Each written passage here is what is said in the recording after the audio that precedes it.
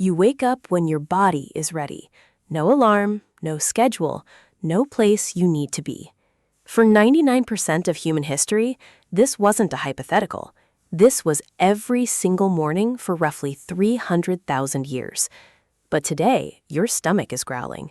You have not eaten a solid meal in 3 days.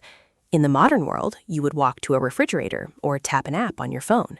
In the ancient world, getting your next meal required something entirely different. It required you to run a full-grown animal to death. How do you hunt a creature that is faster than you, stronger than you, and possesses razor-sharp horns? You do not use brute force. You use the hidden superpower built directly into your DNA. You use your sweat. Anthropologist Louis Liebenberg has spent decades documenting the hunting practices of the Sand people in the Kalahari Desert. His research confirms that ancient humans mastered a technique known as persistence hunting. Think about the animals sharing the savanna with your ancestors. A kudu or a wildebeest can sprint at speeds that leave any human far behind. But these animals have a fatal flaw. They cannot sweat like you do. To dump heat, a quadruped must pant.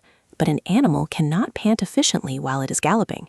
Every stride forces air out of its lungs, meaning it must choose between running and cooling down.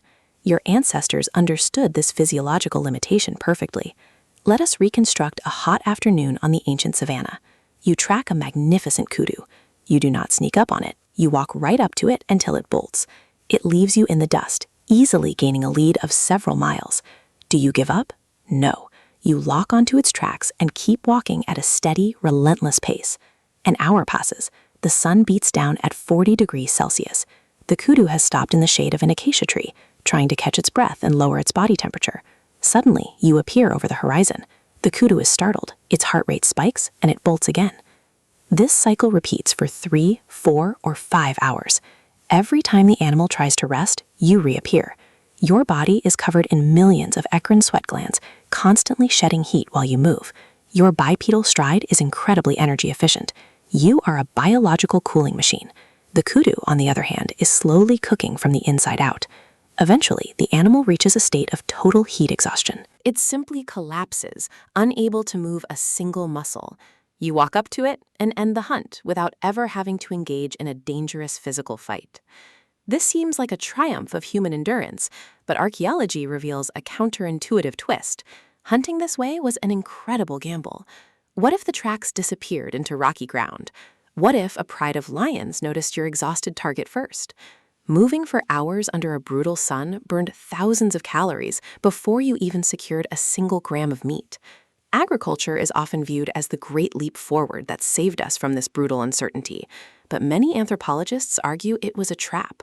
Skeletal remains show that early farmers actually suffered from more malnutrition, joint stress, and infectious diseases than their hunter-gatherer ancestors. Persistence hunting was exhausting, but it provided a remarkably diverse and protein-rich diet. We see the remnants of this evolutionary history in your life today. Why do you feel a strange sense of clarity and euphoria after a long, grueling workout? Modern sports scientists call it the runner's high, but it is actually an ancient survival mechanism.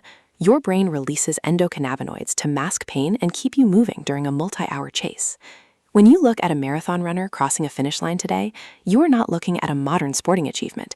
You are looking at an ancient technological system operating in the 21st century.